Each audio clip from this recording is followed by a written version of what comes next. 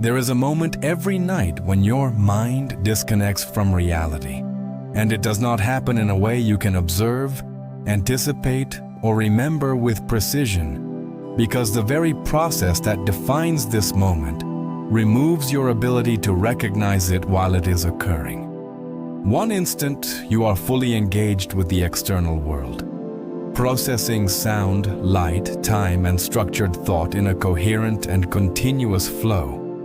And then, without any clear boundary or signal, that continuity begins to weaken in a way that is subtle, but irreversible within that cycle. Your brain does not stop functioning, your body does not cease to exist, and your environment does not disappear. Yet your relationship to all of these elements begins to change in a way that shifts control away from conscious awareness and toward internal processes that operate beyond your immediate perception. At this threshold, sensory input does not vanish, but it loses priority, becoming less dominant as your brain reallocates resources toward internal regulation, memory consolidation, and state transition. Sounds that were once clear begin to feel distant, not because they are quieter, but because your brain is no longer treating them as relevant signals that require active interpretation. Visual awareness fades not through darkness, but through disengagement, as the systems responsible for maintaining continuous external attention begin to reduce their activity. Thought itself changes form, moving away from structured, linear patterns into fragmented, non-linear sequences that do not follow the same logical constraints as waking cognition. And this shift is not experienced as a decision, but as a gradual loss of control over how thoughts are formed and maintained. What makes this moment particularly significant is that it cannot be directly experienced in full clarity, because the transition itself interferes with the mechanisms required to observe it. You cannot remain fully aware while the system responsible for awareness is in the process of disengaging, which means that the exact point of disconnection is always partially hidden from you. This creates a consistent gap between what happens and what is remembered, reinforcing the illusion that sleep begins suddenly, when in reality it begins earlier, at a stage where perception is already being altered, but not yet completely offline. This is not sleep itself, but the transition into it, a critical phase where the brain shifts from external orientation to internal operation, reducing its dependence on real-time input and increasing its focus on processes that do not require conscious supervision. It is the moment where reality, as you experience it, begins to lose its stability, not because it changes, but because your ability to remain connected to it is being actively reduced by the same system that has maintained that connection throughout the day. Every night, without exception, you pass through this threshold, and every night, it happens without your full awareness, even though it is one of the most consistent and necessary transitions your brain performs. The question is not whether this moment exists, because it does, and it occurs with precise biological consistency, but what is actually happening inside your brain at that exact point when awareness begins to fade, control begins to weaken, and the external world starts to lose its hold on your perception, initiating a process that will carry you into a completely different state of consciousness without you ever noticing the exact moment it began. The transition does not begin at the moment you fall asleep, but earlier, in a phase where the brain is still fully active, yet already beginning to shift its priorities in a way that gradually reduces your connection to the external world without creating a clear boundary that you can consciously detect. At this stage, nothing appears dramatically different from the outside. Because your body remains in place, your eyes may still be open or only recently closed, and your environment continues unchanged. Yet internally, a subtle reorganization is already underway, altering how information is processed, how attention is allocated, and how awareness is maintained. One of the first changes occurs in attention itself, which begins to lose its stability as the brain reduces its commitment to continuous external monitoring and starts allowing gaps to form within conscious perception. These gaps are not experienced as interruptions, but as a soft weakening of focus, where thoughts begin to drift without deliberate control and sensory input becomes less anchored to meaning, even though it is still present. You may still hear sounds, but they no longer demand interpretation with the same intensity. And you may still be aware of your surroundings, but that awareness becomes less precise, less structured, and less connected to immediate response. At the same time, the structure of thought begins to change in a way that reflects the brain's transition from externally driven cognition to internally generated activity, causing ideas to lose their linear progression and become more associative, fragmented, and unpredictable. This is why, in this stage, thoughts often shift rapidly without clear connection, moving from one concept to another, without the logical continuity that defines waking consciousness.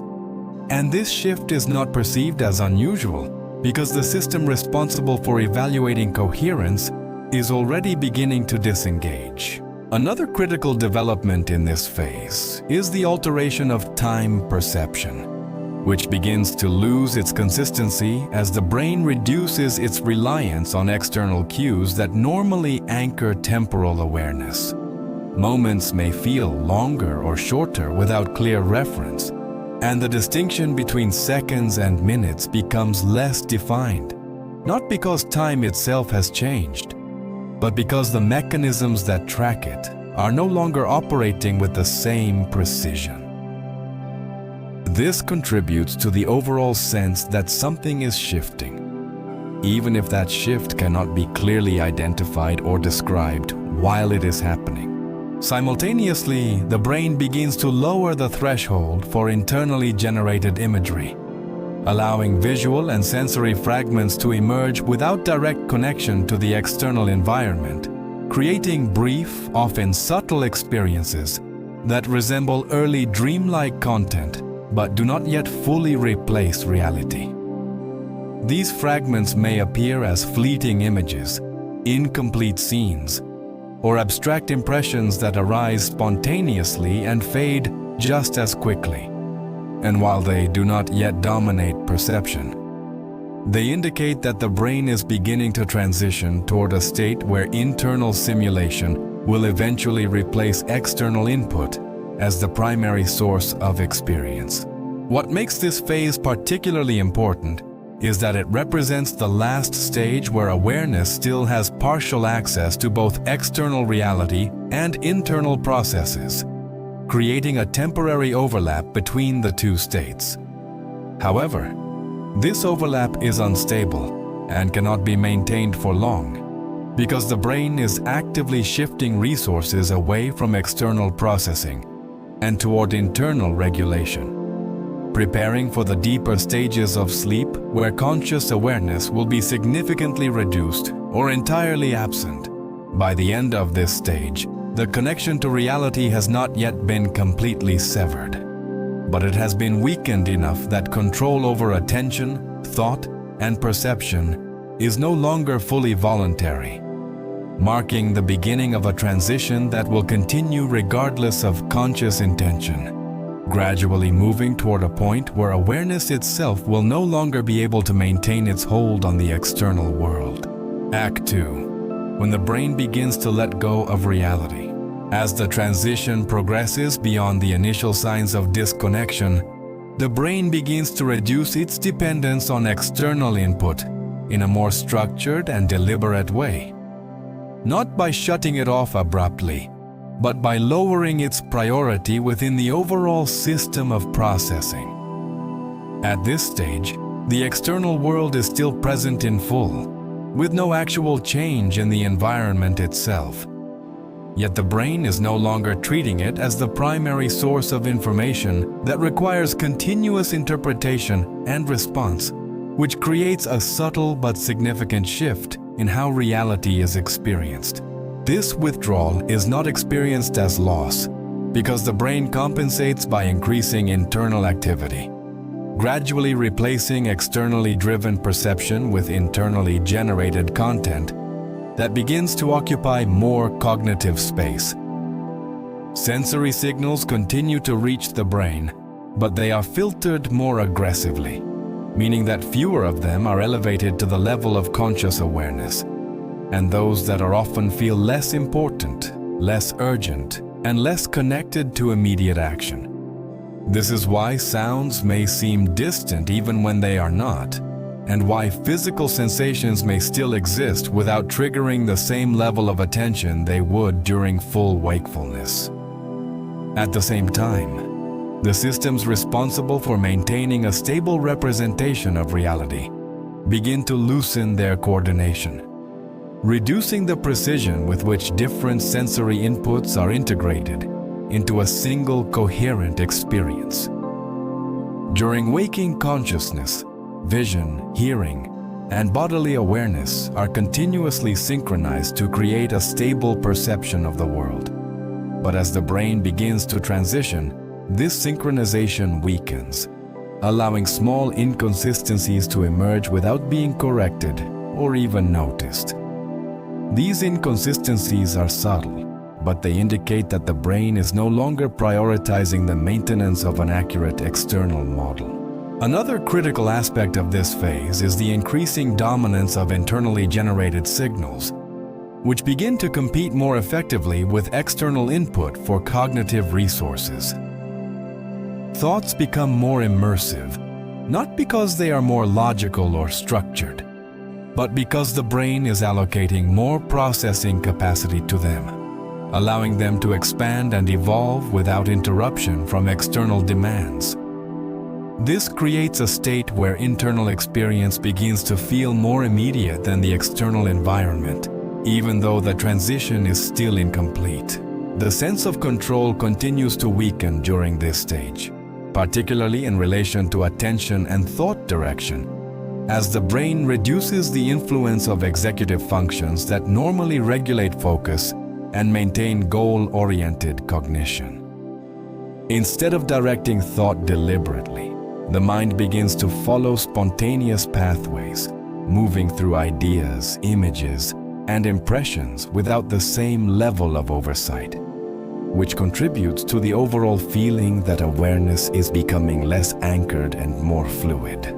Time perception continues to distort as well, becoming increasingly detached from external reference points, which further reduces the brain's ability to maintain a stable connection to ongoing reality.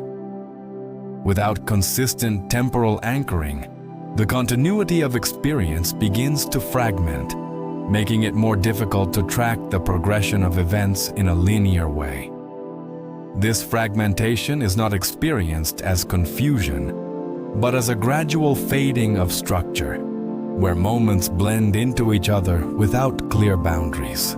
By the end of this phase, the brain has not yet fully disconnected from reality, but it has significantly reduced its reliance on it, creating a state where external input is no longer the dominant force shaping experience. The connection remains, but it is no longer stable, and the balance is shifting decisively toward internal processes that will soon take full control of perception. As the transition deepens, the balance between external input and internal generation begins to shift more decisively, moving beyond simple reduction of sensory priority into a stage where internally generated content starts to actively replace the external world as the primary source of experience. At this point, the brain is no longer just withdrawing from reality. It is constructing an alternative layer of perception that begins to compete with and gradually override the signals coming from the environment. This process does not occur through a sudden switch, but through increasing dominance of internally driven activity, where thoughts, images, and impressions gain continuity and depth, allowing them to hold attention for longer periods without interruption. What was previously fragmented and unstable now begins to form more cohesive patterns, creating the early structure of dreamlike experience, even while traces of external awareness still remain in the background. This overlap produces a unique state where elements of reality and internally generated content coexist, but no longer with equal influence. During this phase, sensory input continues to reach the brain, but it is interpreted with decreasing accuracy and relevance, as the systems responsible for maintaining alignment with external reality are no longer fully engaged. Sounds may be incorporated into internal narratives. Physical sensations may be reinterpreted or partially ignored, and visual awareness, if still present, loses its dominance as internal imagery becomes more vivid. This blending of internal and external signals marks a critical step in the transition, because it demonstrates that the brain is no longer prioritizing objective reality as the framework for experience. At the same time, the boundaries that normally separate imagination from perception begin to weaken, allowing internally generated content to be experienced with a level of immediacy that approaches that of real sensory input. This is not yet full dreaming, but it is a preparatory state in which the brain tests and stabilizes the mechanisms that will soon operate independently of external reality. The mind begins to accept internally generated sequences without applying the same level of critical evaluation, reducing the distinction between what is perceived and what is created. The sense of self also begins to shift subtly during this stage, as the stability of identity, normally maintained through continuous interaction with the external world, becomes less anchored. Without consistent feedback from the environment, the brain's representation of the self becomes more fluid, less defined by immediate context, and more susceptible to the influence of internal processes. This contributes to the overall experience of detachment, where awareness feels less connected to a fixed point in reality. Control continues to diminish, particularly in relation to the ability to direct thought and maintain intentional focus, as executive systems further reduce their activity in favor of automatic, internally driven processes. The mind no longer follows deliberate pathways, but instead moves through sequences that arise spontaneously, guided by associative networks rather than conscious decision-making. This shift is essential for the transition into deeper sleep states, where voluntary control will be almost entirely absent. Time perception, already weakened in earlier stages, becomes increasingly unstable, losing its linear structure and becoming more subjective, which further disconnects the mind from the external flow of events. Without a stable sense of time, the continuity of reality becomes harder to maintain, allowing internal experience to expand without constraint. By the end of this phase, the internal environment has gained enough strength to rival the external world, and the transition has reached a point where the brain is no longer dependent on real-time input to sustain experience.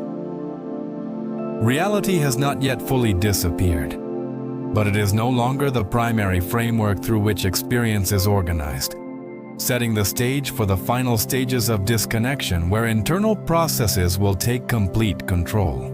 As the transition continues, the balance that once existed between external perception and internal activity reaches a critical threshold where external awareness no longer holds a stable position within conscious experience, and what remains of the connection to reality begins to fragment to the point where it can no longer sustain continuity. This stage is not defined by the absence of sensory input, because the body continues to receive signals from the environment, but by the brain's diminishing ability to organize, interpret, and prioritize those signals in a way that maintains a coherent representation of reality. At this point, the systems responsible for integrating sensory information into a unified experience begin to lose synchronization, allowing perception to break apart into isolated elements that are no longer consistently aligned with each other or with the external world.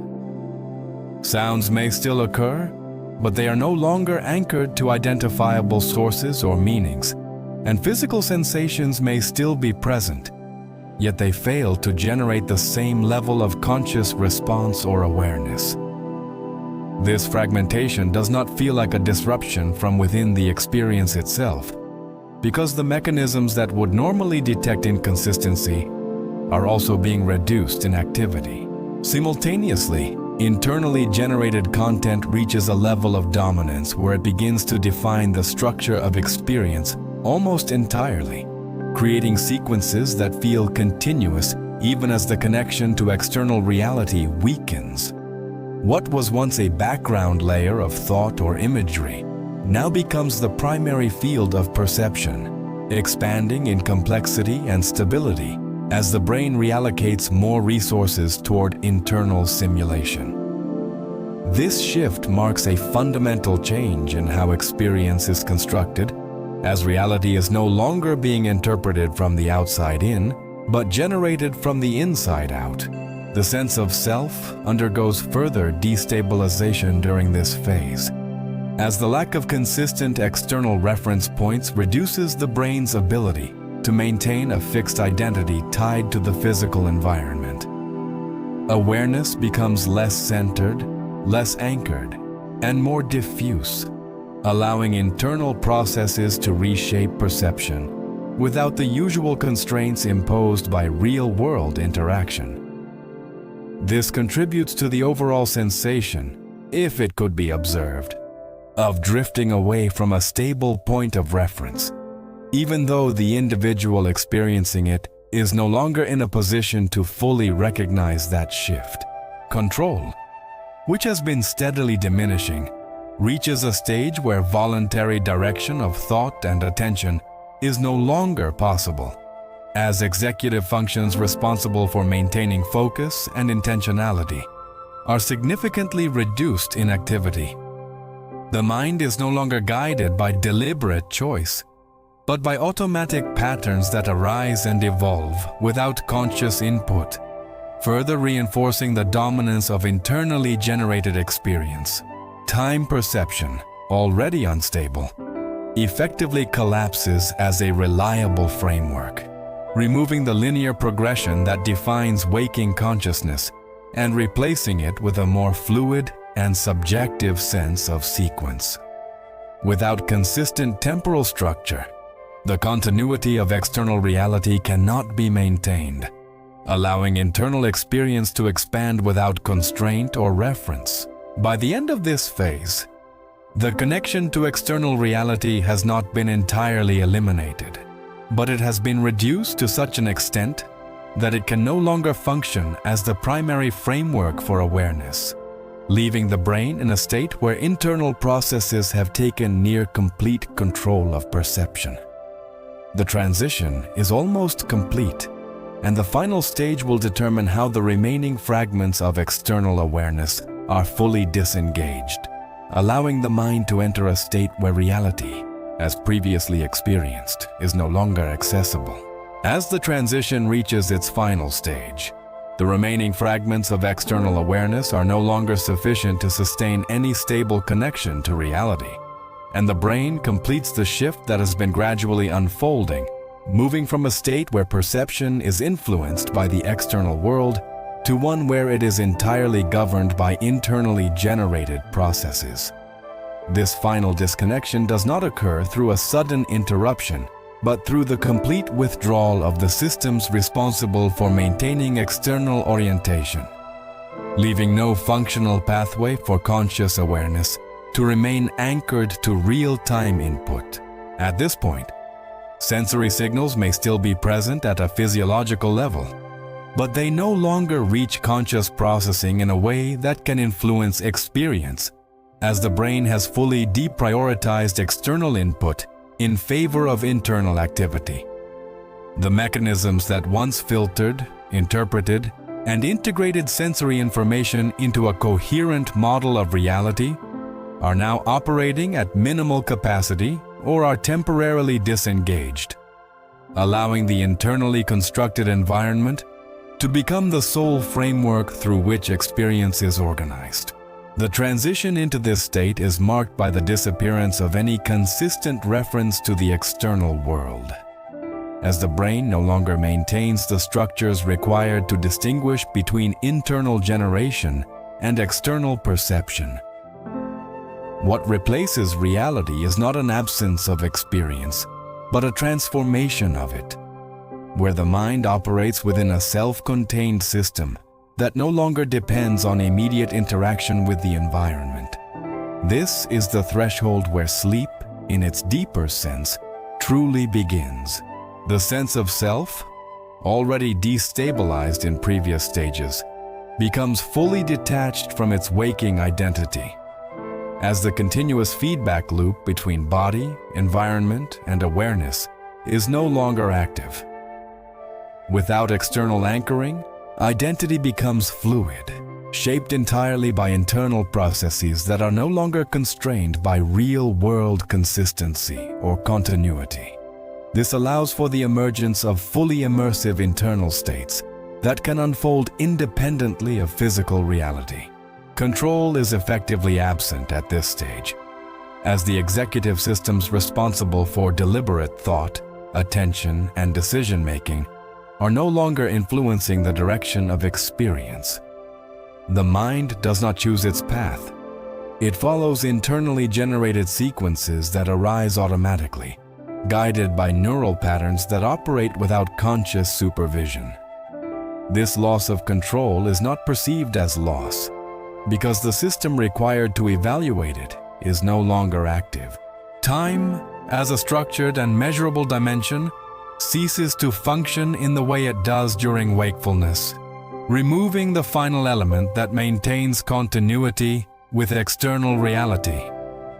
Without a stable sense of temporal progression, experience becomes unconstrained by linear sequence, allowing events to unfold without reference to duration or order, further reinforcing the separation from the waking world. By the end of this stage, the disconnection is complete. The external world continues to exist unchanged, but it is no longer accessible within conscious experience, and the brain has fully transitioned into a state where internal processes define all aspects of perception.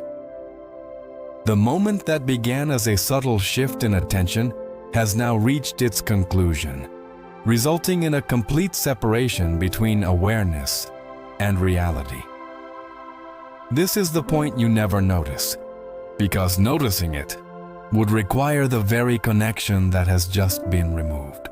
And once this disconnection is complete, the mind enters a state where it no longer needs reality to continue functioning, operating entirely within itself until the process reverses and awareness gradually returns. Akati 3. External reality versus internal reality. What makes this transition particularly significant is not only that the mind disconnects from reality, but that it cannot operate fully in both modes at the same time. Because the systems responsible for processing external input and those responsible for generating internal experience rely on different priorities, different resource allocations, and different forms of neural coordination that are fundamentally incompatible when activated at full capacity simultaneously. During wakefulness, the brain is optimized for external orientation, continuously integrating sensory information, maintaining a stable representation of the environment, and aligning perception with objective input, which requires a high level of synchronization across multiple regions responsible for attention, interpretation, and response. As the transition towards sleep begins, this external system does not simply weaken. It is gradually replaced by an internal system that prioritizes simulation, reconstruction, and autonomous activity, shifting the brain's focus away from interpreting reality and toward generating its own experience independently of immediate sensory input. This internal system is not secondary or passive. It is highly active, complex, and capable of producing fully immersive experiences that can replicate or even exceed the intensity of external perception. But it operates under a completely different set of rules, where coherence is not enforced by reality, but emerges from internal associations and neural patterns.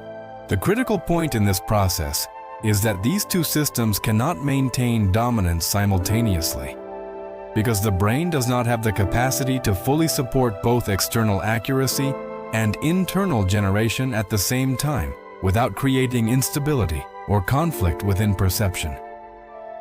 This is why the transition requires a reduction in external processing before internal activity can fully take over, ensuring that the brain can reallocate resources in a controlled manner, rather than attempting to sustain two competing frameworks of experience.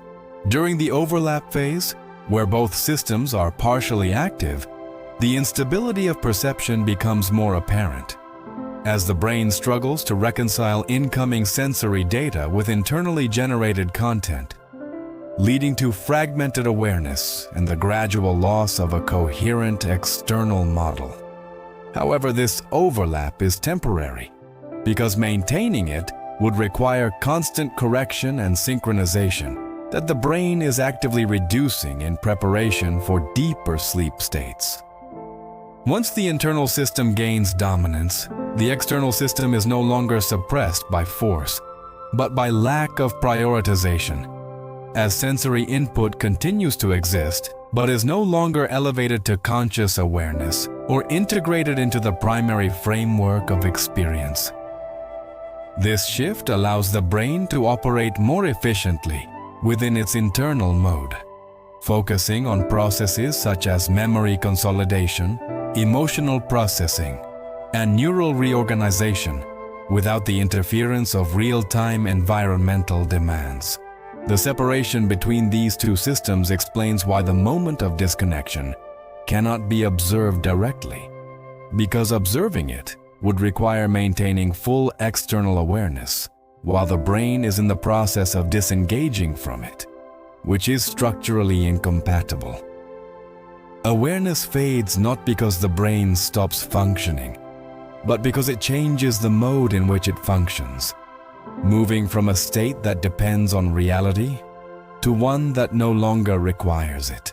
By the end of this phase, it becomes clear that the transition is not a loss of function, but a reconfiguration of it, where one system gives way to another, not abruptly, but through a controlled process that ensures continuity of operation even as the nature of experience is fundamentally transformed.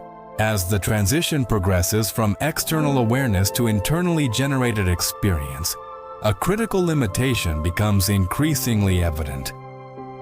It is not possible to remain fully aware while the process is occurring, not because awareness is abruptly removed, but because the very mechanisms that sustain conscious awareness depend on the same systems that are being gradually disengaged.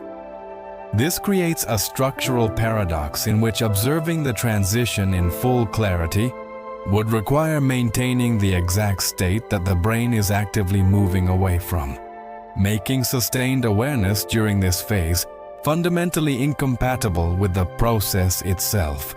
Conscious awareness, as it operates during wakefulness, relies on continuous external orientation, stable attention, and the integration of sensory input into a coherent model of reality, all of which require coordinated activity across neural networks responsible for maintaining focus, tracking time, and distinguishing between internal and external signals. As the brain begins to shift towards sleep, these networks do not simply reduce activity. They reorganize in a way that deprioritizes external input and reduces the stability of attention, gradually weakening the structures that allow awareness to remain anchored. At the same time, the brain is increasing internal activity, allowing spontaneously generated thoughts, images, and associations to expand without the same level of regulation or interruption that exists during wakefulness. This internal expansion competes directly with the resources required to sustain external awareness, creating a situation where the brain cannot fully support both processes simultaneously. As internal generation becomes more dominant, the stability of conscious awareness decreases, not as a sudden loss, but as a gradual inability to maintain consistent focus and coherence. Another critical factor is the reduction of executive control, which normally governs attention, decision-making, and the deliberate direction of thought. During the transition, these executive systems become less active, reducing the brain's ability to maintain intentional awareness or resist the pull of internally generated processes. Without this control, awareness cannot be sustained in a deliberate way, and the mind begins to follow automatic pathways that lead further into the internal state. Time perception also plays a significant role in this limitation, as the mechanisms responsible for tracking temporal progression become unstable, removing the continuity that allows awareness to persist over extended periods. Without a stable sense of time, it becomes increasingly difficult to maintain a consistent observational state, as moments begin to fragment and lose their sequential structure.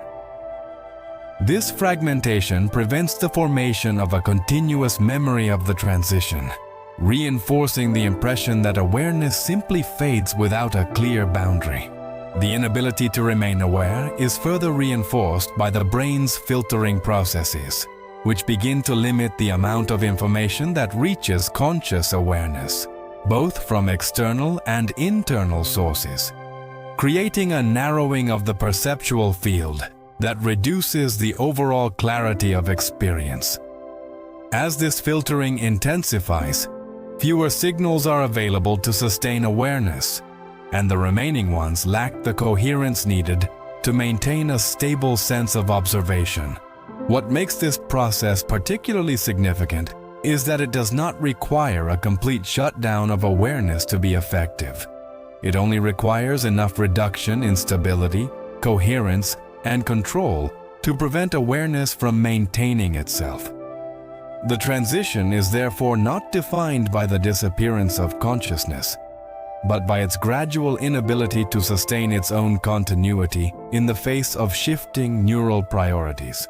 By the end of this phase, it becomes clear that the reason you cannot stay aware during the transition is not because awareness is forcibly removed, but because the conditions required to sustain it are no longer being maintained, making the loss of conscious observation an inevitable result of the brain's reconfiguration as it prepares to fully enter the internal mode of operation. As the transition approaches its most critical point, the gradual weakening of external awareness and the increasing dominance of internal processes converge into a moment where conscious continuity can no longer be sustained.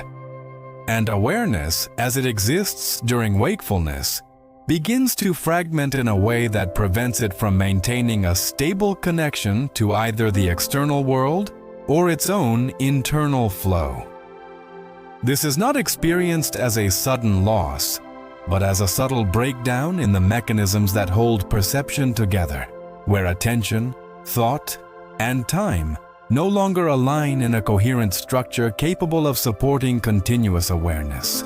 At this stage, the brain has already reduced its reliance on external input to a level where sensory information no longer provides a stable reference for experience, while internal activity has not yet fully organized into the structured narratives of dreaming, creating a transitional gap in which neither system is able to sustain a complete framework for perception.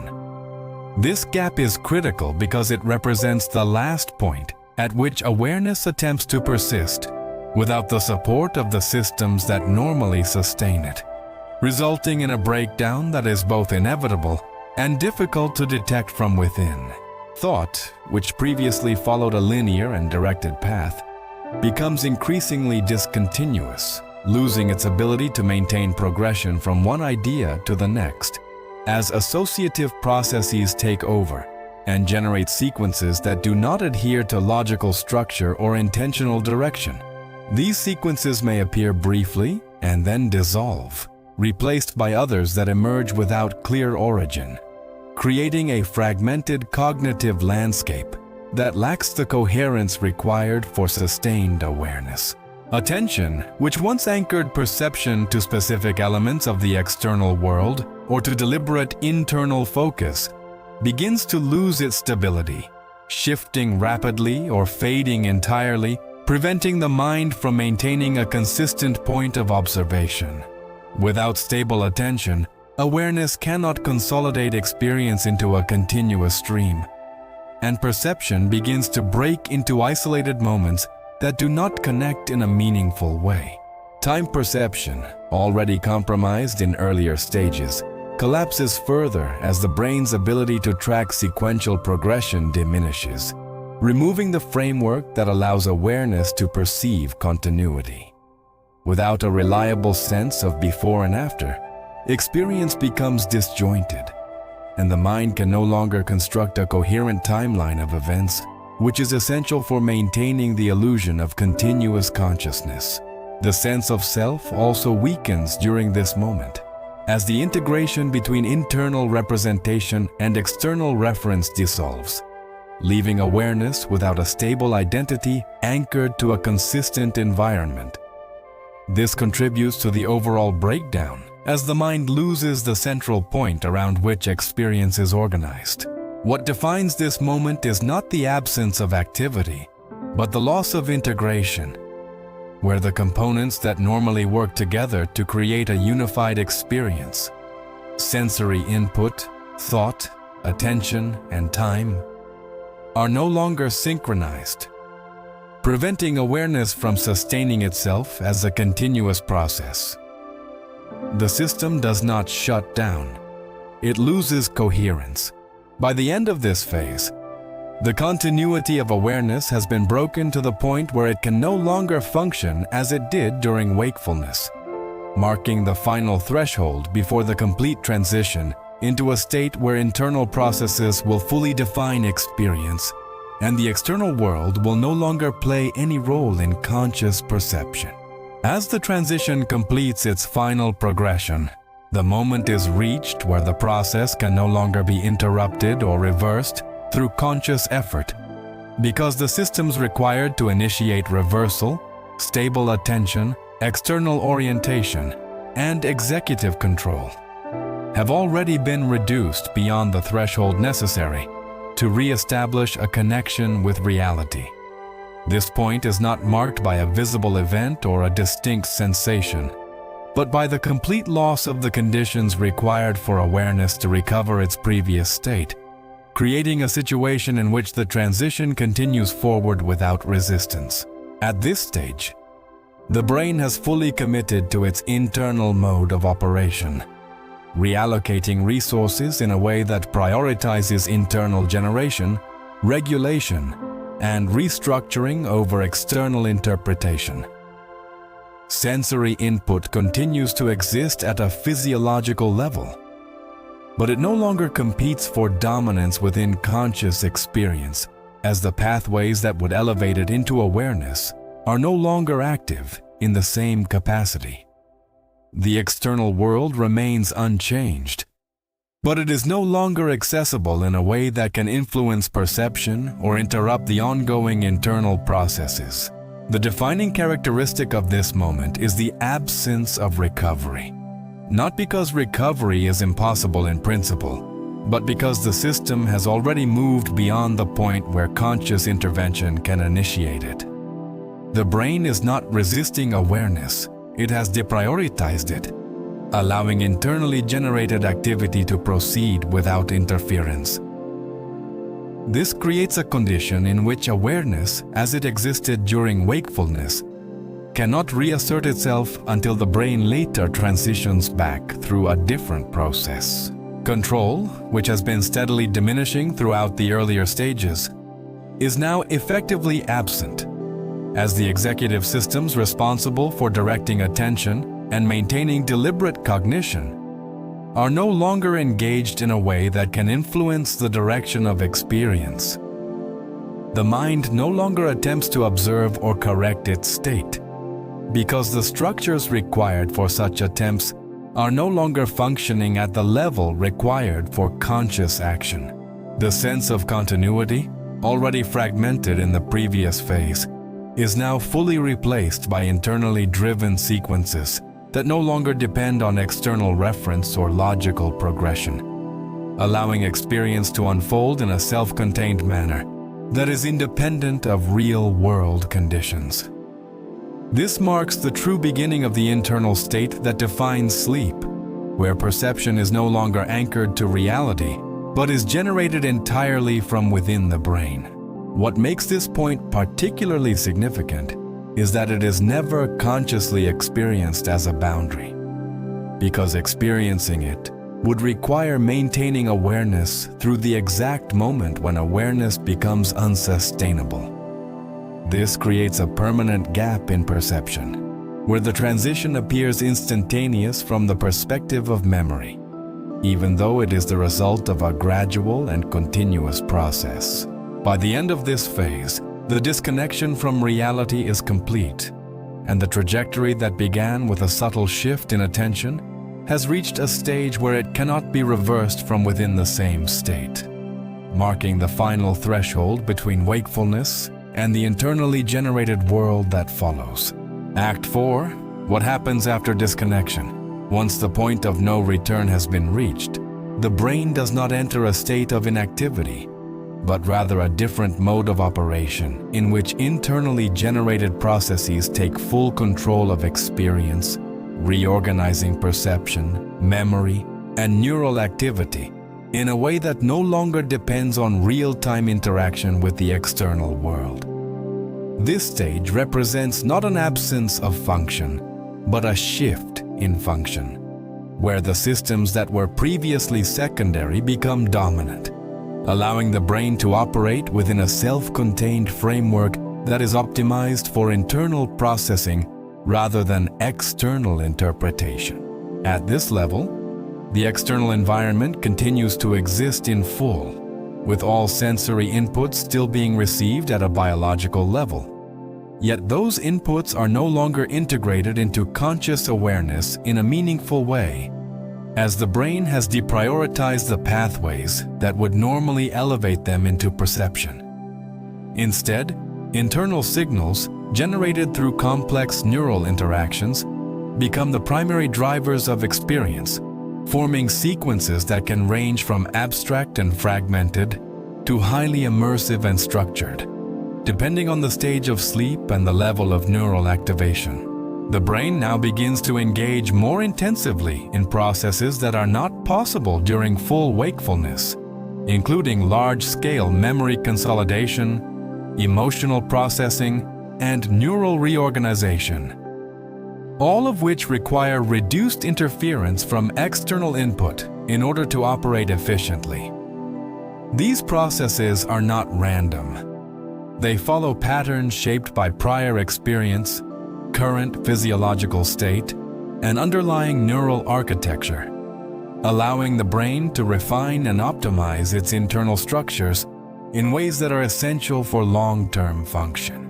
Another critical aspect of this phase is the shift in how perception is generated. As the brain no longer relies on incoming sensory data to construct experience, but instead uses internally stored information to simulate environments, scenarios, and sequences that can feel subjectively real despite having no direct connection to the external world.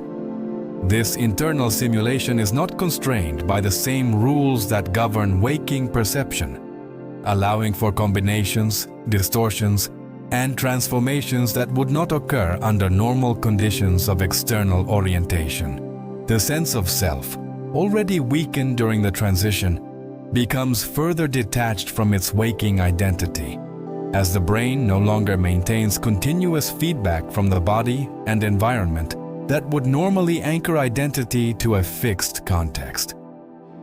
This allows the internal system to reshape or even temporarily dissolve aspects of identity, contributing to the fluid and often inconsistent sense of self that can emerge within dream-like states.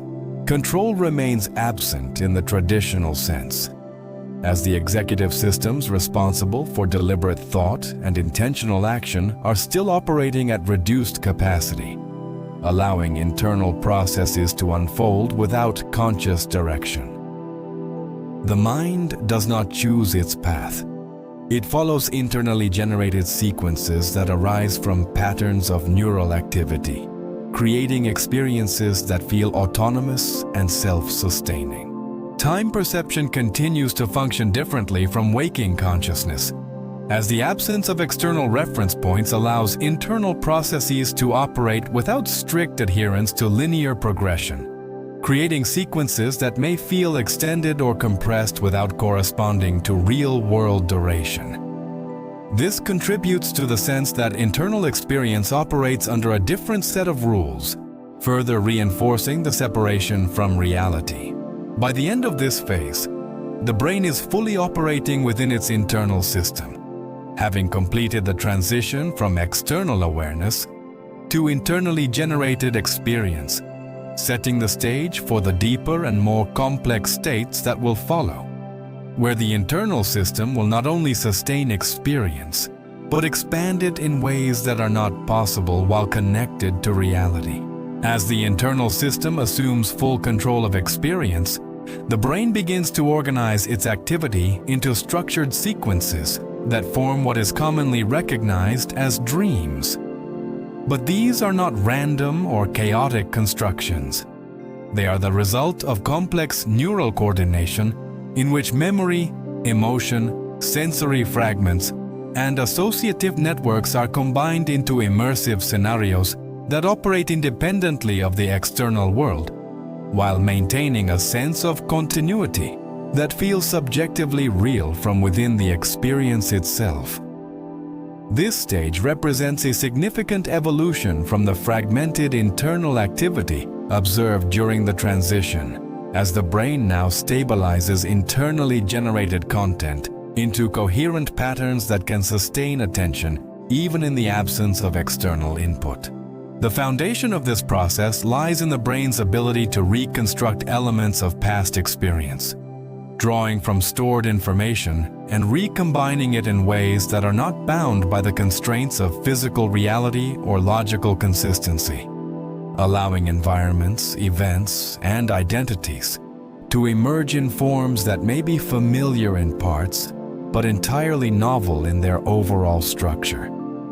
These reconstructions are influenced by recent experiences, long-term memories, and unresolved emotional states, all of which contribute to the content and direction of the dream without requiring conscious input or deliberate organization. At this stage, sensory simulation becomes highly active, as the brain generates visual, auditory, and even tactile experiences internally, using neural pathways similar to those involved in real perception, which is why dreams can feel vivid and immersive despite having no direct connection to the external environment.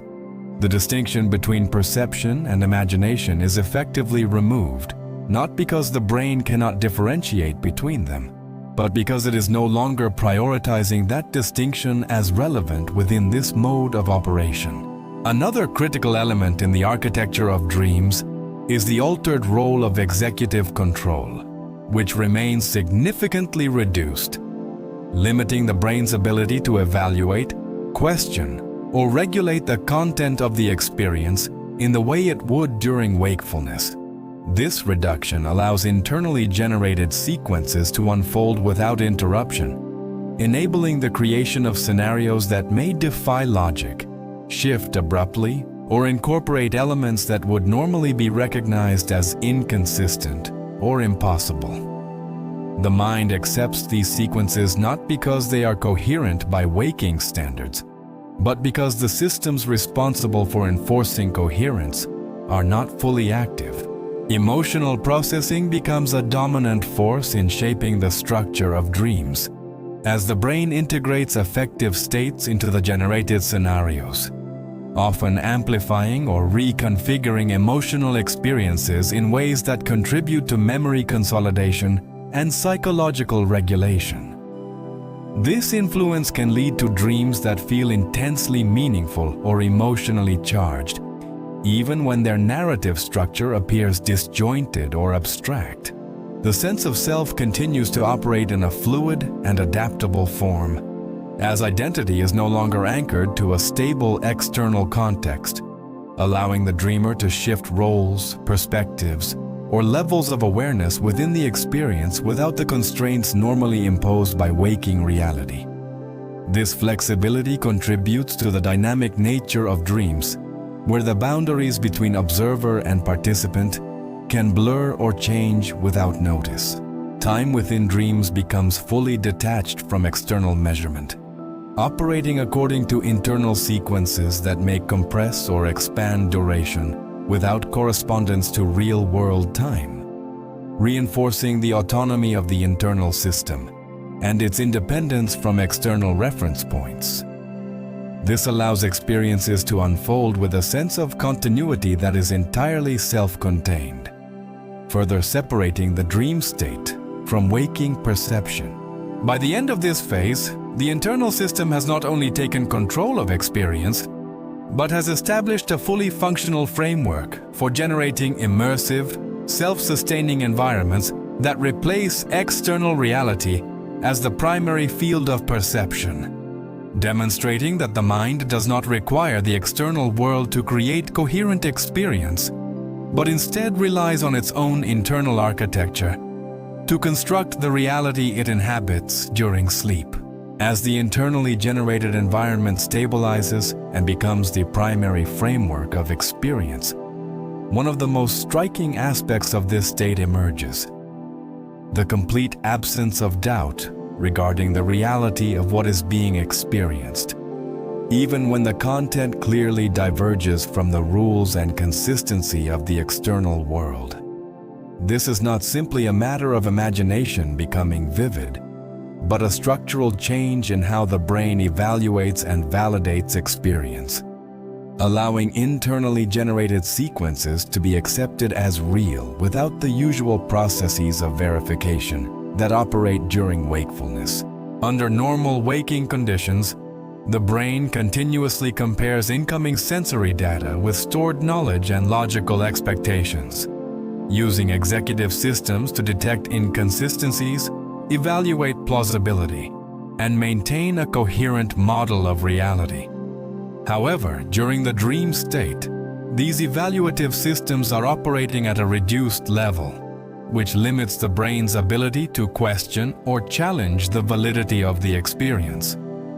As a result, even highly improbable or impossible scenarios can be accepted without resistance, because the mechanisms responsible for identifying them as such are not fully active. At the same time, the sensory systems responsible for generating internal experience are highly engaged, producing vivid simulations that closely resemble real perception in terms of intensity and immediacy. Visual imagery, sound, and even physical sensations can be generated with sufficient detail to create a convincing representation of reality, not because they are accurate, but because they are processed through the same neural pathways that would normally handle real sensory input. This overlap in processing creates a situation where the brain treats internally generated signals as if they were externally derived, reinforcing the sense of authenticity within the experience. Another critical factor is the role of emotional engagement, which remains highly active during this phase and contributes to the perceived realism of the experience by attaching significance and urgency to the events unfolding within the dream. Emotions do not require external validation to be experienced as real, and when they are integrated into internally generated scenarios, they enhance the sense that what is happening matters, further reducing the likelihood that the experience will be questioned or dismissed.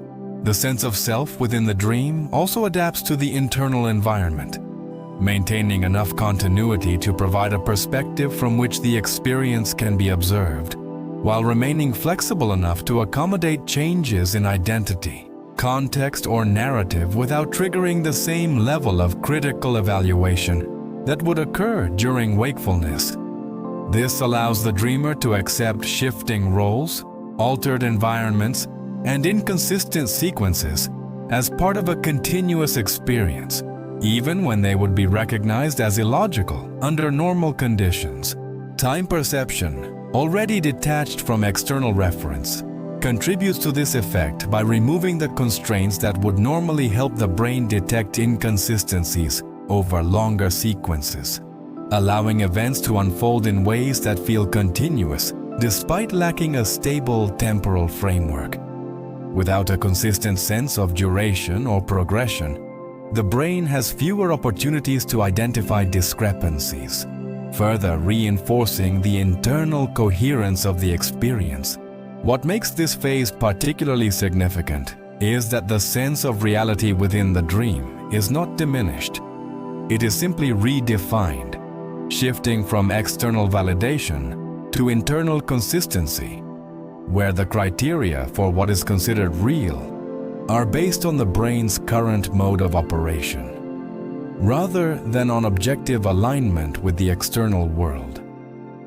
This means that the experience feels real not because it matches reality, but because the brain is no longer using reality as the standard against which it measures experience.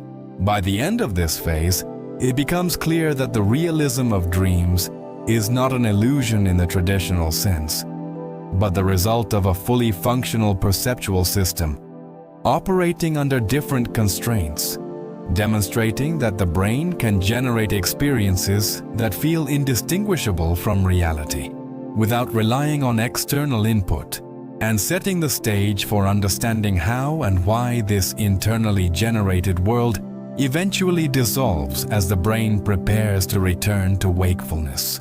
As the internally generated environment reaches its peak of stability and immersion, the process that initially led to disconnection from reality begins to reverse, but not in a way that restores awareness instantly or allows the transition back to be fully observed, because the same structural limitations that prevented awareness during the descent into sleep also apply during the return. The brain does not abruptly switch from internal to external orientation. Instead, it gradually reallocates resources once again, shifting priority away from internally generated processes and back towards sensory input, attention, and the reconstruction of a coherent external model. This reversal begins before you are consciously aware of it, at a stage where internal experience starts to lose its dominance, becoming less stable, less continuous, and less capable of sustaining the immersive quality that defined the dream state.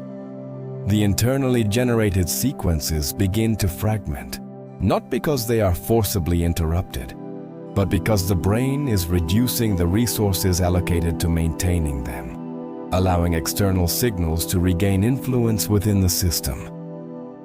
However, this shift is not immediately recognized because awareness itself has not yet been fully restored to the level required to observe the transition. At the same time, sensory input that had been deprioritized during sleep begins to re-enter the field of processing with increasing strength, gradually rebuilding the connection between perception and the external environment. Sounds become more defined, physical sensations regain clarity, and visual awareness, if the eyes open or light penetrates through closed eyelids, begins to re-establish its role as a primary source of information. This reactivation of sensory pathways does not occur all at once, but through a progressive strengthening that allows the brain to reconstruct a stable representation of reality step by step. The systems responsible for executive control and attention also begin to regain activity, restoring the brain's ability to direct thought, maintain focus, and evaluate incoming information in a structured way. As these systems come back online, the capacity for deliberate awareness increases, allowing the mind to transition from following internally generated sequences to actively engaging with the external world once again. However, this restoration is gradual, and during the early stages, awareness may still be partially influenced by residual internal content, creating brief moments where elements of the dream state and waking perception overlap. Time perception, which had been detached from external reference during sleep, begins to realign with real-world progression, restoring the continuity that allows experience to be tracked and remembered in a coherent sequence. This realignment is essential for the reconstruction of waking consciousness, as it provides the framework within which events can be organized and understood as part of an ongoing reality. Despite this gradual reconstruction, the exact moment of reconnection is rarely, if ever, fully perceived, because the awareness required to observe it only becomes stable after the transition has already progressed beyond its most critical point. Just as the descent into sleep removes the ability to observe the moment of disconnection, the return to wakefulness restores awareness only after the reconnection has already occurred to a significant degree. This creates a second gap in perception, mirroring the first, where the transition appears instantaneous, even though it is the result of a continuous and structured process. By the end of this phase, the brain has successfully re-established its external orientation, restoring the systems required for coherent perception, stable identity, and deliberate thought, completing the full cycle from connection to disconnection and back again. The internal world fades, the external world regains its position as the primary framework of experience, and awareness resumes its role as the interface between the two, even though the most critical moments of transition remain hidden from direct observation.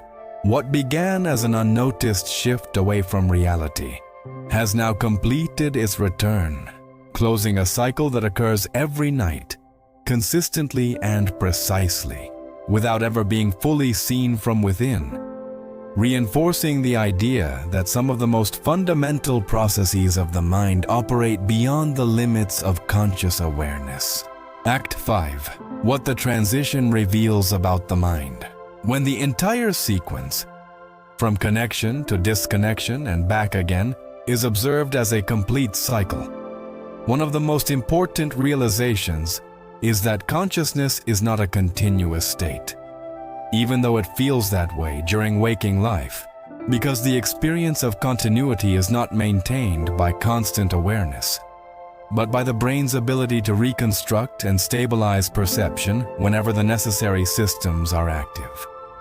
This matters because it challenges the assumption that awareness is always present in an unbroken stream, revealing instead that it depends entirely on specific neural conditions that can be altered, reduced, or temporarily disengaged without being directly perceived as interruptions.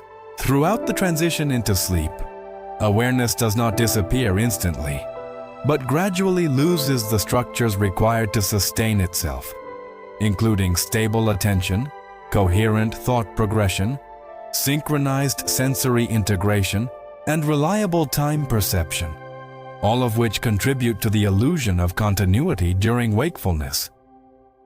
As these structures weaken, the brain does not experience a clear break in consciousness, because the mechanisms that would detect and record that break are themselves part of what is being altered or removed, creating a gap that is never fully registered from within the experience. This pattern repeats during the return to wakefulness, where awareness does not suddenly reappear in its complete form, but is reconstructed through the gradual reactivation of the same systems that were previously disengaged, allowing the brain to rebuild a coherent model of reality and re-establish the sense of continuous perception. However, just as during the descent, the exact moment at which continuity is restored cannot be fully observed, because awareness becomes stable only after the critical point of transition has already passed. The result is that consciousness appears continuous not because it is unbroken, but because the brain fills in the gaps created during these transitions, maintaining a stable narrative that connects separate states into a single perceived flow of experience. This reconstruction is so effective that the absence of awareness during certain stages is not experienced as absence, but as a lack of memory, reinforcing the belief that awareness persisted even when it did not. Another critical aspect of this realization is that the brain does not require continuous awareness to function effectively, as many of its most essential processes occur during periods when conscious perception is reduced or absent, demonstrating that awareness is not the primary mode of operation, but one of several modes the brain can enter depending on its current priorities and resource allocation. This challenges the idea that consciousness is the central driver of all cognitive activity, suggesting instead that it is a specific configuration that the brain adopts under certain conditions.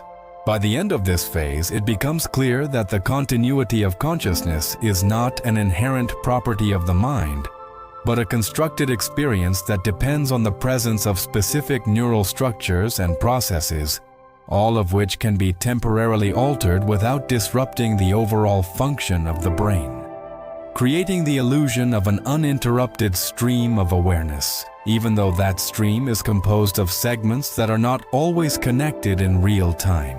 As the sequence is examined more closely, another critical realization begins to emerge alongside the discontinuity of consciousness. The sense of control that defines waking awareness is not as stable or absolute as it appears, because it depends on the continuous activity of specific neural systems that can be reduced or disengaged without requiring conscious permission, revealing that what feels like deliberate control is often a temporary condition rather than a permanent feature of the mind. This matters because it reframes the role of awareness, not as the origin of all cognitive processes, but as one layer within a larger system that can operate independently of it. During wakefulness, the brain maintains a strong sense of control through executive functions that regulate attention, guide thought, and coordinate action, creating the impression that the mind is directing itself in a consistent and intentional way. However, as the transition into sleep begins, these executive systems gradually reduce their activity, not abruptly, but in a controlled and progressive manner that weakens the brain's ability to sustain deliberate focus and intentional direction. This reduction does not feel like a loss of control in real time, because the system responsible for recognizing that loss is itself being affected, making the transition appear natural and unforced. As internal processes begin to dominate, thought no longer follows deliberate pathways, but instead moves through spontaneous associations that arise without conscious initiation, demonstrating that the brain can generate complex sequences of experience without relying on the same level of control that defines waking cognition. This shift reveals that much of what is experienced as controlled thought during the day may actually depend on the temporary alignment of systems that are not always active, rather than on an inherent ability to direct the mind at all times. The illusion of control becomes even more apparent during the deeper stages of the transition, where the capacity to maintain intentional awareness is significantly reduced, and the mind follows internally generated sequences without resistance or intervention, At this point, the absence of control is not perceived as a problem, because the evaluative systems that would normally detect and respond to that absence are no longer fully engaged, allowing the experience to unfold without contradiction or self-correction. This pattern continues within the dream state, where complex scenarios, actions, and decisions occur without deliberate planning, yet feel coherent from within the experience, reinforcing the idea that the brain can simulate controlled behavior without requiring actual executive oversight. The sense of agency that may be present in certain dreams does not reflect full control, but a reconstructed version of it that operates within the internal system, further blurring the distinction between genuine control and perceived control. Another important aspect of this realization is that control is not removed entirely, but redistributed, as the brain shifts from externally directed control to internally driven regulation, allowing processes such as memory consolidation, emotional processing, and neural reorganization to occur without conscious interference. This redistribution highlights that control is not lost, but reassigned to systems that operate outside of conscious awareness, emphasizing that the brain continues to function in an organized and purposeful way, even when awareness is no longer directing it. By the end of this phase, it becomes clear that the sense of control experienced during wakefulness is not a constant or fundamental property of the mind, but a state-dependent condition that emerges when specific systems are active and aligned, and disappears when those systems are reduced, revealing that much of what feels like intentional direction is supported by underlying processes that can shift without conscious input, redefining the relationship between awareness and control. As the sequence is examined beyond structure and into function, it becomes clear that the transition from external awareness to internal operation is not an accidental limitation of the brain, but a necessary process that serves fundamental roles in maintaining cognitive stability, efficiency, and long-term adaptability.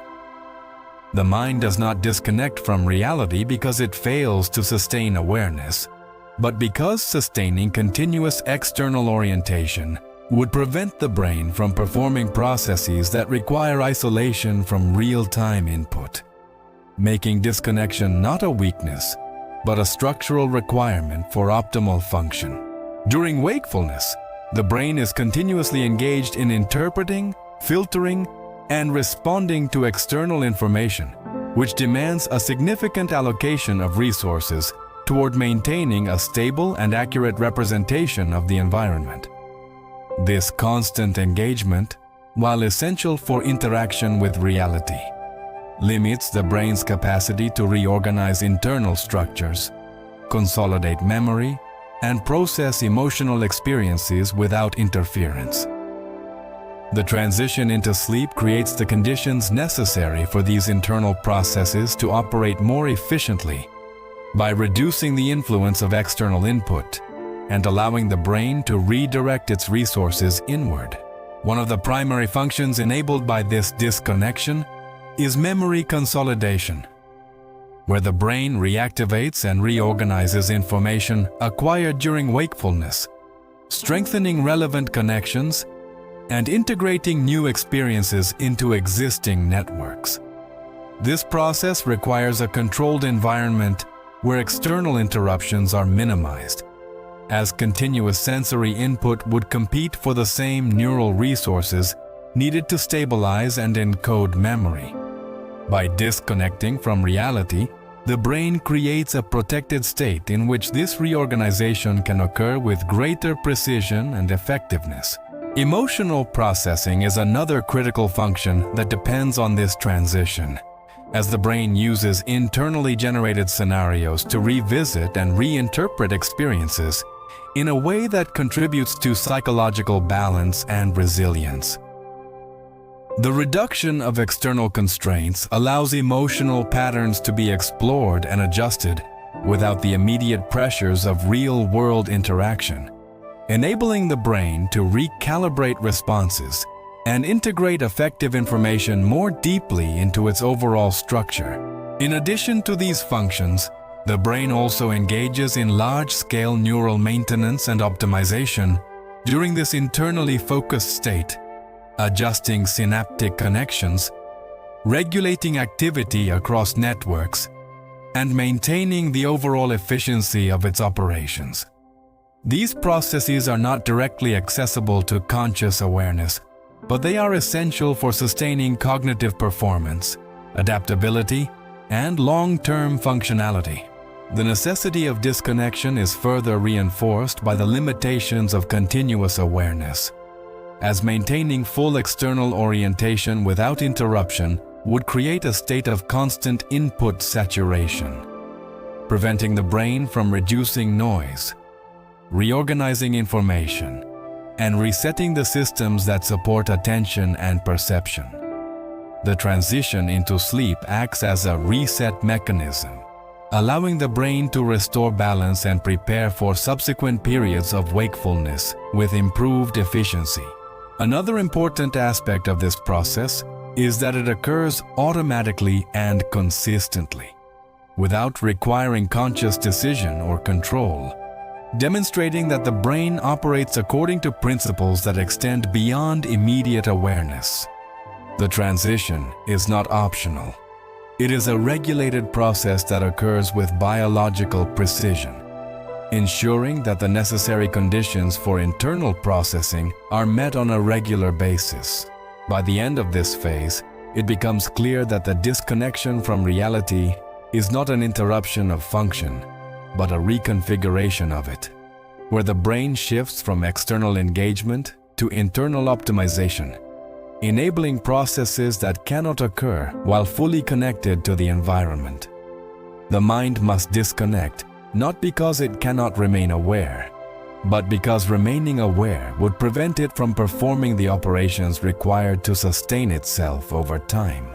When the entire sequence is observed as a complete cycle, from full connection to reality, through gradual disconnection, into internal dominance, and then back again, it becomes clear that what happens every night is not a random or passive occurrence, but a structured and repeatable pattern that reveals how the mind is designed to operate across different modes of function.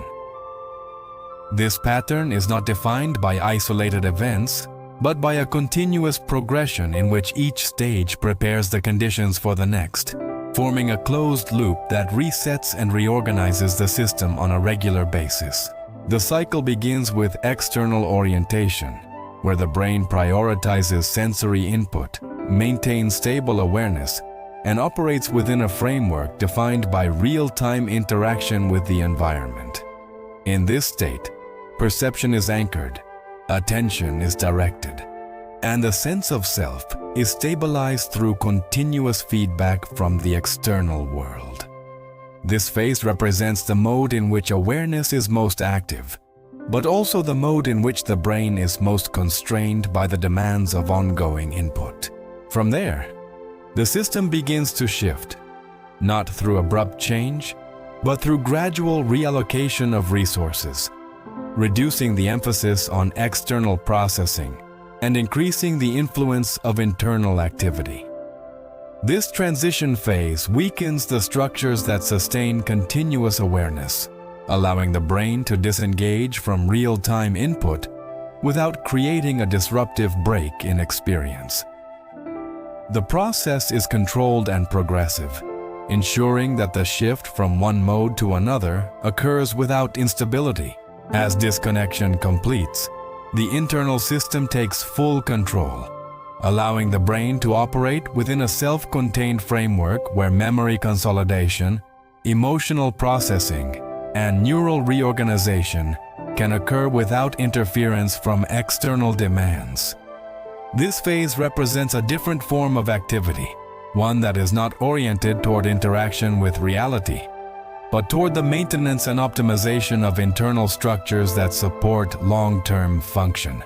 Once these processes have been sufficiently engaged, the cycle begins to reverse, gradually restoring external orientation by reactivating sensory pathways, executive control, and attention, allowing the brain to reconstruct a stable model of reality and re-establish awareness as the primary interface between the individual and the environment.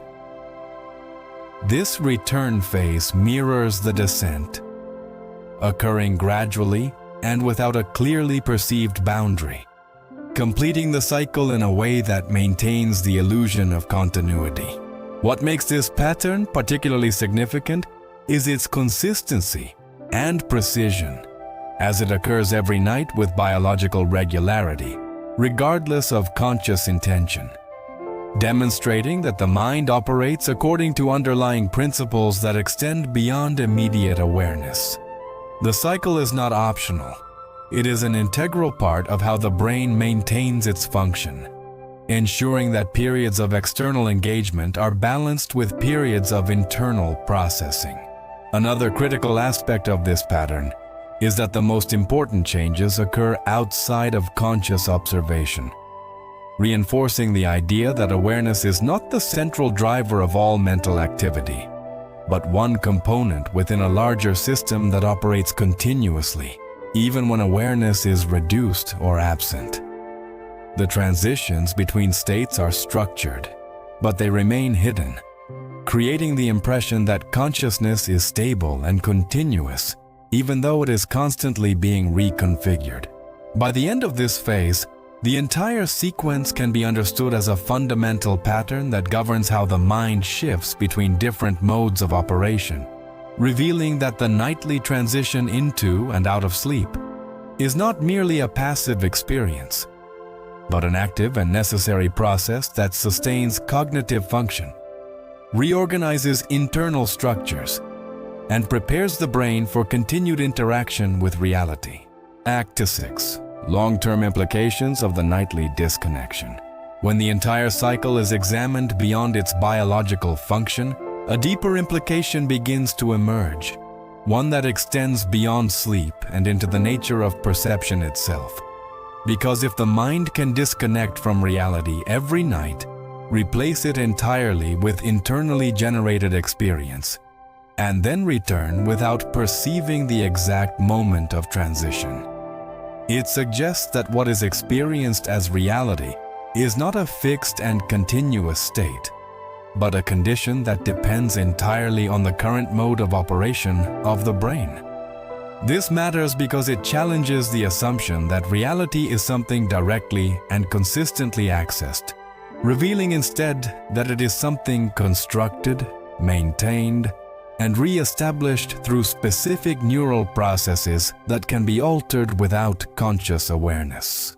During wakefulness, the brain creates a stable model of reality by continuously integrating sensory input, aligning perception with external conditions, and maintaining a coherent representation of the environment, which gives the impression that reality is constant and directly experienced. However, the nightly transition demonstrates that this stability is conditional, because the same brain that maintains this model can withdraw from it, suspend its reliance on external input, and generate an entirely different framework of experience that feels equally real while it is occurring. This reveals that reality, as it is experienced, is not defined solely by the external world, but by the brain's current method of interpreting and organizing information, meaning that perception is not a passive reflection of reality, but an active construction that depends on the state of the system generating it. The fact that this construction can shift so completely without being consciously detected suggests that the boundary between what is considered real and what is internally generated is more fluid than it appears during waking life. Another critical implication is that the continuity of reality depends on the continuity of the systems that maintain it. And when those systems are altered or disengaged, the experience of reality changes accordingly, even if the external world itself remains unchanged.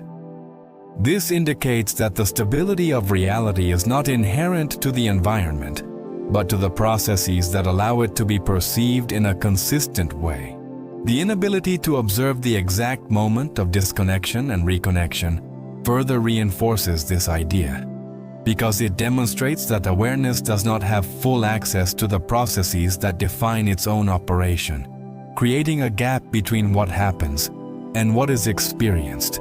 This gap suggests that there are fundamental aspects of perception that operate outside of conscious observation, shaping experience in ways that are not directly accessible.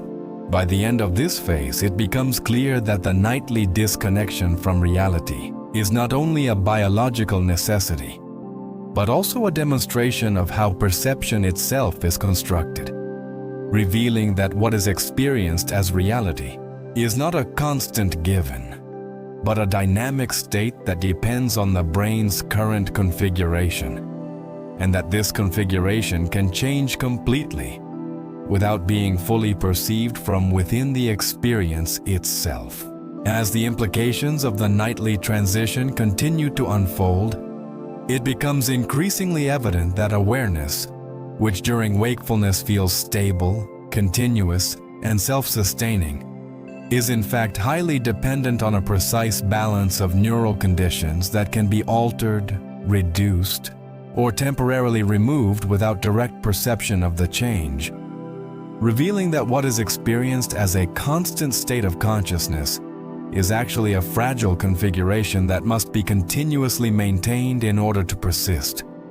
This matters because it challenges the assumption that awareness is an inherent and unchanging property of the mind, suggesting instead that it is a dynamic state that can shift or dissolve when the systems that support it are no longer operating in the required alignment. During waking life, awareness is supported by coordinated activity across multiple neural networks responsible for attention, sensory integration, memory, and executive control, all of which work together to create a stable and coherent experience of reality. This coordination gives the impression that awareness is self-sustaining, because it does not require conscious effort to maintain.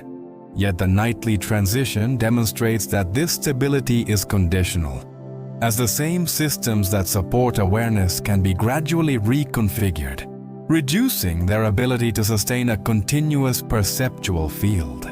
As the transition into sleep begins, the fragility of awareness becomes more apparent, not through sudden disappearance, but through the gradual weakening of the structures that maintain it, including the loss of stable attention, the fragmentation of thought, and the distortion of time perception, all of which contribute to the breakdown of continuity that defines conscious experience. This process occurs without resistance, not because awareness is actively surrendered, but because the mechanisms required to preserve it are themselves being altered, making the loss of stability an inevitable outcome of the transition. Another critical aspect of this fragility is the inability of awareness to fully observe its own dissolution, as the systems responsible for monitoring and recording experience are part of the same structure that is being weakened, creating a situation in which awareness cannot remain intact while the conditions that support it are being removed. This leads to the consistent absence of a clear memory of the transition, reinforcing the illusion that awareness persists continuously, even though it does not.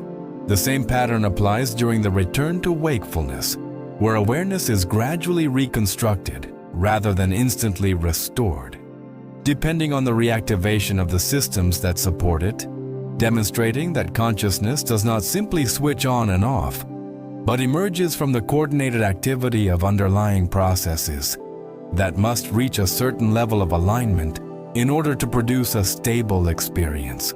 This fragility also highlights the distinction between awareness and the underlying processes that sustain it.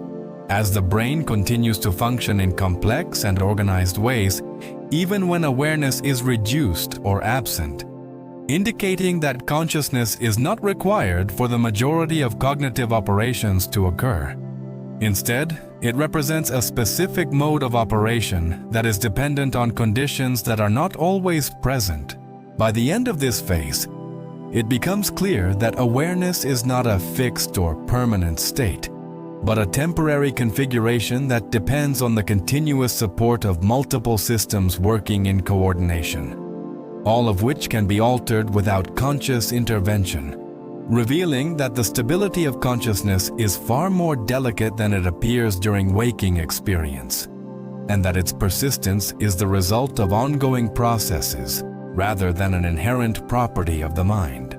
As the implications deepen, the distinction between what is experienced as reality and what is generated internally becomes increasingly difficult to define with absolute clarity, because the nightly transition demonstrates that the brain is capable of producing fully immersive experiences that, while they are occurring, are accepted as real without requiring validation from the external world. This matters because it reveals that the boundary between reality and simulation is not established solely by the environment, but by the brain's current mode of operation and the criteria it is using to evaluate experience at any given moment. During wakefulness, the brain maintains a consistent separation between external input and internal generation, prioritizing sensory information and using it as the primary reference for constructing reality, while internally generated content is recognized as imagination, memory, or abstract thought. However, during the dream state, this distinction is no longer enforced in the same way, as internally generated content is processed through the same perceptual pathways that would normally handle real sensory input, creating experiences that feel immediate, coherent, and subjectively real, despite lacking direct correspondence with the external world. This shift demonstrates that the sense of reality is not determined by the source of the experience, but by the way the brain processes and integrates it, meaning that an internally generated sequence can be experienced with the same level of authenticity as an externally derived one, provided that the systems responsible for evaluating and differentiating between the two are not fully active. The implication is that reality, as it is experienced, is defined more by internal processing than by external origin. Another critical aspect of this boundary is its dependence on stability and consistency, as the brain relies on coherent patterns to maintain a sense of reality. Whether those patterns are derived from external input or internally generated activity. During dreams, the internal system is capable of creating sufficient coherence to sustain experience, even if that coherence does not align with physical reality, allowing the mind to operate within a self-contained framework that is accepted as real while it persists. The inability to recognize the transition between these states further reinforces the fluidity of this boundary, as the brain moves from externally anchored perception to internally generated experience, without providing a clear signal that the source of reality has changed, creating a seamless shift that is not directly observed. This lack of awareness suggests that the distinction between reality and simulation is not continuously monitored, but assumed based on the current state of the system. This has broader implications for how perception is understood, as it indicates that the brain does not maintain a constant verification of reality, but operates under the assumption that its current mode of processing is aligned with the external world, unless specific mechanisms are active to challenge that assumption. When those mechanisms are reduced, as they are during sleep, internally generated content is accepted without resistance, demonstrating that the sense of reality is conditional rather than absolute. By the end of this phase, it becomes clear that the boundary between reality and simulation is not a fixed line, but a dynamic threshold that shifts depending on the brain state, revealing that what is experienced as real is not solely determined by the external world, but by the internal processes that construct and validate perception, and that these processes can operate independently of external input, while still producing experiences that feel indistinguishable from reality within the moment they occur. When the entire cycle is considered from beginning to end, including both the descent into disconnection and the return to external awareness, the most striking implication is not only that the transition occurs every night, but that it consistently happens without being fully perceived, revealing that some of the most fundamental changes in conscious experience take place outside the limits of awareness itself. This matters because it suggests that the mind is capable of undergoing complete shifts in how reality is constructed and experienced without providing a direct signal that those shifts are occurring, creating a gap between the process and the perception of the process. Throughout the transition into sleep, awareness gradually loses the structures required to sustain observation, preventing the exact moment of disconnection from being recognized. While during the return to wakefulness, awareness is only restored after the critical point of reconnection has already passed, preventing the moment of re-entry from being fully observed as well. This creates two consistent blind points in perception, one at the beginning of the transition and one at the end, both of which define the boundaries of the cycle, without ever being directly experienced. The existence of these blind points demonstrates that awareness does not have complete access to the processes that define its own operation, meaning that the mind can change states, reconfigure its mode of perception, and alter its relationship to reality without providing a continuous account of those changes from within the experience itself. This limitation is not a failure of awareness, but a structural characteristic of how the brain operates, as maintaining full awareness during these transitions would require preserving the very conditions that the brain is actively modifying. Another important implication is that the sense of continuity that defines waking experience is maintained despite these gaps, because the brain reconstructs a coherent narrative that connects separate states into a single perceived flow, effectively smoothing over the transitions that cannot be directly observed. This reconstruction is so seamless that the absence of awareness during the most critical moments is not experienced as a break, but as a lack of memory, reinforcing the belief that awareness remained present throughout the entire cycle. The fact that this process occurs every night with consistency and precision indicates that the mind operates according to principles that extend beyond conscious awareness, relying on underlying mechanisms that regulate transitions between states without requiring direct observation or control. This suggests that awareness is not the primary driver of these processes, but a participant within a system that functions independently of it when necessary. By the end of this phase, it becomes clear that the most fundamental aspect of the transition is not the disconnection itself, but the inability to fully perceive it, revealing that the mind continuously shifts between different modes of reality construction without providing a complete record of those shifts, and that the experience of continuity is maintained not because the transitions are absent, but because they are hidden from direct awareness. Act 7. The final pattern behind consciousness.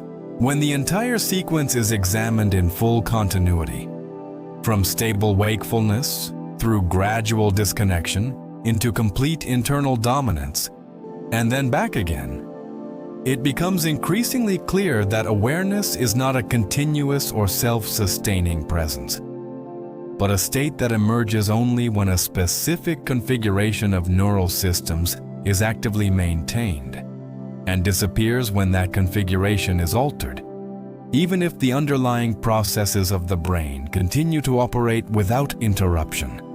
This matters because it directly challenges the intuitive assumption that consciousness is always present in some form, revealing instead that what is experienced as continuous awareness is dependent on conditions that are both fragile and temporary. During wakefulness, the brain sustains awareness by maintaining a highly coordinated network of functions that include stable attention, consistent sensory integration, structured thought progression, temporal continuity, and executive control, all of which work together to create the impression of a unified and uninterrupted experience. This coordination is so effective that it gives rise to the belief that awareness is constant, because there are no obvious breaks within the flow of perception under normal conditions. However, the nightly transition demonstrates that this stability is not inherent, but constructed, as the same systems that sustain it can be gradually reduced or reconfigured without producing a clearly perceived interruption. As the transition into sleep begins, awareness does not simply fade in a single moment, but loses the structural support required to maintain itself, including the weakening of attention, the fragmentation of thought, the distortion of time perception, and the breakdown of sensory integration, all of which contribute to the gradual dissolution of the conditions that allow awareness to persist as a stable experience. This process does not feel like a loss from within the experience, because the mechanisms responsible for detecting that loss are themselves part of what is being altered, creating a situation in which awareness cannot fully observe its own decline. The same principle applies in reverse during the return to wakefulness, where awareness is not instantly restored, but reconstructed through the progressive reactivation of the systems that sustain it, including the re-establishment of attention, the reorganization of sensory input into a coherent model, and the restoration of executive control. This reconstruction process occurs before awareness becomes stable enough to observe it, which is why the moment of reconnection is also not fully perceived, reinforcing the illusion that awareness has remained continuous throughout the cycle. This pattern reveals that awareness is not the foundation upon which the mind operates, but a specific mode that the brain enters when certain conditions are met, and exits when those conditions are no longer maintained. The brain does not stop functioning when awareness is reduced. It simply changes the way it operates, shifting from externally oriented processing to internally driven activity that does not require conscious supervision. This demonstrates that awareness is not necessary for the majority of cognitive functions, but is instead one configuration among several that the brain uses depending on its current priorities. Another critical implication of this realization is that the continuity of consciousness is not a direct reflection of uninterrupted awareness, but a reconstructed experience that connects separate states into a single perceived flow, effectively masking the gaps that occur during transitions. The brain fills these gaps by maintaining a stable narrative that links moments before and after the transition, creating the impression that awareness has persisted even when it has not been continuously present. By the end of this expanded phase, it becomes clear that awareness is not a constant, but a state-dependent phenomenon that emerges from the alignment of multiple systems, all of which can be altered without conscious input, revealing that what is experienced as continuous consciousness is in fact a dynamic and reconstructed process that depends entirely on the brain's current mode of operation, rather than on an unbroken presence of awareness itself. As the full pattern continues to unfold, one of the most striking elements is not simply that awareness changes state, but that there is a precise point at which this change becomes irreversible within the cycle, and yet that point is never directly perceived, because the very mechanisms required to detect it are part of what is being altered at the exact moment the shift occurs. This matters because it reveals that the transition between states is governed by a threshold that exists within the system, but remains inaccessible to conscious observation, creating what can be understood as a hidden switch that defines the movement from external awareness to internal dominance. This switch is not a physical boundary or a singular event, but a functional threshold where the balance between external processing and internal generation shifts beyond a critical point, causing the system to reorganize in a way that no longer supports stable awareness of the external world. Leading up to this threshold, the brain gradually reduces its reliance on sensory input, weakens attention, and destabilizes thought structure, creating conditions in which awareness becomes increasingly difficult to maintain. However, as long as a minimal level of these structures remains active, awareness can still persist in a limited form, even if it is unstable. The moment this threshold is crossed, the remaining structures that support awareness are no longer sufficient to sustain continuity, and the system transitions into a state where internal processes take full control. This shift is not experienced as a distinct moment, because experiencing it would require maintaining awareness through the exact point where awareness becomes unsustainable, which is structurally impossible. As a result, the transition appears instantaneous from the perspective of memory, even though it is the culmination of a gradual and continuous process. A similar hidden switch exists in the reverse direction during the return to wakefulness, where the brain gradually reactivates the systems required for external awareness until it reaches a threshold where those systems are once again capable of sustaining a stable perceptual state. Just as in the descent, this point is not directly observed, because awareness becomes fully stable only after the threshold has already been crossed, creating a second blind point in perception that mirrors the first. These two thresholds, one during disconnection and one during reconnection, define the boundaries of the cycle, yet both remain outside the range of conscious observation, reinforcing the idea that the most critical transitions in the operation of the mind occur beyond the limits of awareness. This suggests that awareness is not the controller of these transitions, but a state that emerges when the system has already reached a configuration that supports it. Another important implication is that the existence of these hidden switches demonstrates that the brain operates according to precise internal conditions that determine when and how it shifts between modes, independent of conscious intention or control. The transition is not random. It follows a structured progression that leads to a specific point where the system reorganizes, even though that point cannot be directly accessed from within the experience. By the end of this phase, it becomes clear that the movement between awareness and disconnection is defined by thresholds that are real in their function, but invisible in perception, revealing that the mind contains mechanisms that regulate its own states, without providing direct access to the moments that define those changes, and that the experience of continuity is maintained, not because these switches do not exist, but because they cannot be fully seen while they are being activated. As the full structure of the cycle becomes clearer, a deeper implication begins to emerge, one that extends beyond awareness itself and into the nature of identity. Because if consciousness is not continuous, and if awareness repeatedly dissolves and is reconstructed without direct observation of its transitions, then the sense of a stable, uninterrupted self must also be understood as something that is maintained rather than something that inherently persists. This matters because it challenges one of the most fundamental assumptions of human experience, which is that the self remains constant across time, independent of the changing states of awareness.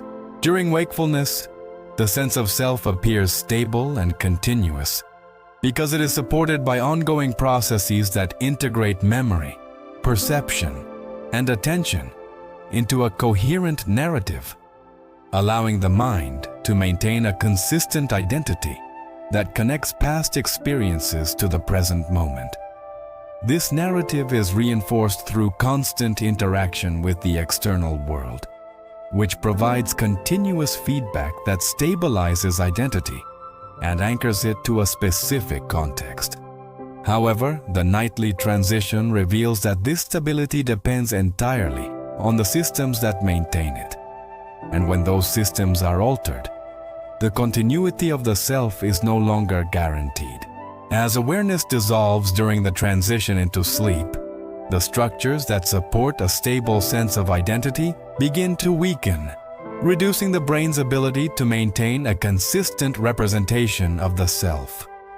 This does not result in an immediate disappearance of identity, but in a gradual destabilization, where the sense of self becomes less defined, less anchored, and more fluid as the connection to external reference points is reduced. By the time the internal system takes full control, identity is no longer fixed in the same way, allowing it to shift, fragment, or even dissolve entirely within the internally generated environment. Within the dream state, this fluidity becomes more apparent, as the mind can adopt different perspectives, roles, or identities without recognizing these changes as inconsistencies, demonstrating that the sense of self is not an unchanging entity, but a construct that can be reconfigured depending on the current mode of operation. The fact that these shifts are accepted without resistance indicates that the stability of identity depends on the same evaluative systems that are reduced during this phase, further reinforcing the idea that the self is not inherently continuous. The return to wakefulness involves the reconstruction of this sense of self. As the brain reactivates the systems that integrate memory and perception into a coherent narrative, allowing identity to re-emerge in a stable form that appears continuous with the previous waking state. However, this continuity is reconstructed rather than preserved, as the transitions between states are not fully observed, creating a seamless connection between separate configurations of identity that are perceived as a single, ongoing self. Another important implication is that the brain maintains this continuity by linking memories across states, filling in the gaps created during periods of reduced awareness, and reinforcing the narrative that the self has persisted without interruption. This reconstruction is so effective that the absence of continuous awareness is not experienced as a break in identity, but as a lack of memory, allowing the illusion of a stable self to remain intact. By the end of this phase, it becomes clear that the sense of a continuous self is not an inherent property of the mind, but a constructed experience that depends on the consistent operation of systems that integrate memory, perception, and awareness, all of which can be altered without conscious detection, revealing that identity, like awareness, is a state-dependent phenomenon that is continuously maintained rather than permanently fixed. When every stage of the sequence is considered together, from stable awareness through gradual disconnection into full internal dominance, and then back into reconstructed perception, it becomes clear that what feels like a continuous experience of reality is, in fact, a recurring reconstruction that depends entirely on the brain's current configuration, rather than an unbroken stream of awareness that persists independently of those changes. This matters because it reframes not only how consciousness operates, but how reality itself is experienced, revealing that what appears stable is the result of constant reassembly rather than uninterrupted presence. Throughout the cycle, awareness is formed, weakened, dissolved, and then rebuilt. Yet at no point are these transitions fully observed from within, because the systems required to perceive them are the same systems being altered during the process. This creates a fundamental limitation where the mind cannot directly access the moments that define its own shifts. resulting in an experience that appears continuous, even though it is composed of distinct phases that are not seamlessly connected in real time. The absence of direct perception at these critical points is not an anomaly, but a structural feature of how the system operates. The same pattern applies to identity, perception, and the sense of reality, all of which are maintained through ongoing processes that depend on stable neural coordination, and all of which can be temporarily altered or suspended without creating a perceived break in continuity. This demonstrates that the mind does not rely on a single, constant state to function, but instead moves between different modes of operation, each with its own structure, priorities, and constraints, while maintaining the illusion of a unified experience across those changes. Another critical implication is that the experience of continuity is preserved not because awareness remains active at all times, but because the brain reconstructs a coherent narrative that bridges the gaps created during transitions, effectively smoothing over the points where awareness is reduced or absent. This reconstruction is so effective that it creates the impression of an uninterrupted flow, even though that flow is composed of segments that are not continuously connected in conscious experience. The existence of hidden thresholds, where the system shifts from one mode to another without direct observation, further reinforces the idea that the most important changes in the operation of the mind occur outside of conscious awareness, governed by internal conditions that determine when and how those transitions take place. Awareness does not initiate these changes. It emerges as a result of them, appearing only when the system has reached a configuration that supports it. By the end of this sequence, the final realization becomes unavoidable. The continuity of consciousness, the stability of identity, and the reliability of perceived reality are not fixed properties, but constructed experiences that depend on conditions that are constantly being adjusted, reconfigured, and at times, temporarily removed without being directly perceived. What feels like a constant presence is, in fact, a recurring reconstruction, and what feels like a stable reality is a state that the brain must continuously rebuild. And this entire process happens every night, with precision, consistency, and complete invisibility from within the experience itself. Asset 8. Final reflection, and what it means for you.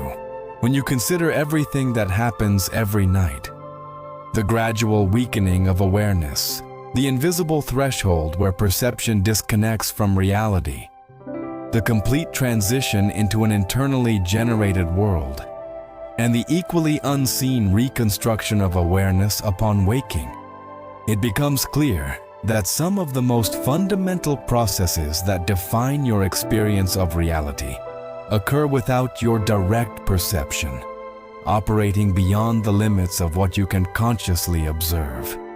This matters because it reveals that your sense of being continuously aware, continuously present, and continuously connected to reality is not something that persists on its own, but something that is rebuilt again and again through processes that you never fully witness.